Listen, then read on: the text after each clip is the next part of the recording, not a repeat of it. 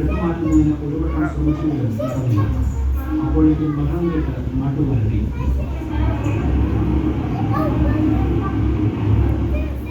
വീടിൻ്റെ വലിയ കല്ലത്ത് വന്ന് കാറിൻ്റെ കടുത്ത് വന്ന് അപ്പോഴും ഞങ്ങൾ കാറ് കൊണ്ടിട്ട് പോകുമെന്നുള്ള പേടിയായിരുന്നു.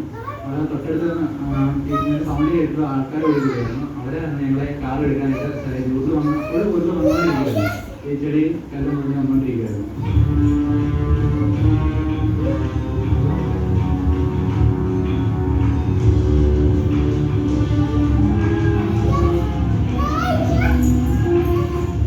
നാട്ടുകാരാണ് രക്ഷക്കെത്തിയത്. വളവും വണ്ടിയും സംഘടിപ്പിച്ച് വാഹനം വലിച്ചു കയറ്റാൻ അവർ സഹായിച്ചു. വലിയ കല്ലുകൾക്കിടയിൽ കുടുങ്ങിയ കാറിന് കാര്യമായ തകരാറുകൾ സംഭവിച്ചു.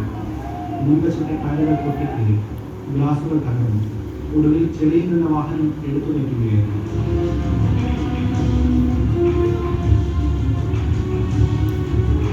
പ്രകൃതിയുടെ രൗദ്രഭാവങ്ങളിലൊന്ന് ഇതാണ്.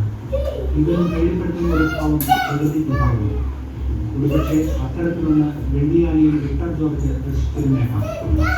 ആ കാഴ്ചയിലൊന്ന് പകച്ചതോ അല്ലെങ്കിൽ എല്ലാം മറന്ന് ആ കാഴ്ചയിൽ അമർന്നതോ ആകാം വിക്ടറിനെ പ്രകൃതി നമ്മളിൽ നിന്ന് അടർത്തി മാറ്റിയത്.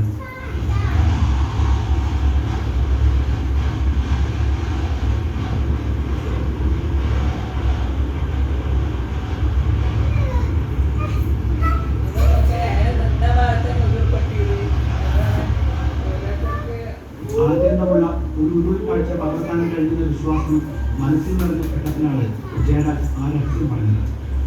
ആ കാഴ്ച നമ്മൾ മാത്രമാണ് കണ്ടത്. ഭൂമി പിളർന്ന മലവെള്ളം പുറത്തേക്ക് ഒഴുകുന്ന കാഴ്ച.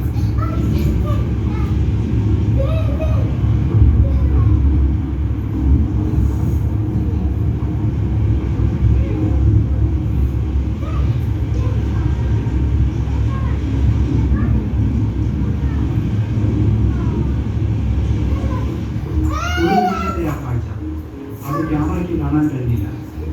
പിന്നെയും കുറേ നേരം കൂടി അവിടെ ദൃശ്യങ്ങൾ പകർത്തിച്ചു. അപ്പോഴും ഞങ്ങളുടെ മനസ്സിൽ ആ കാഴ്ചയായിരുന്നു.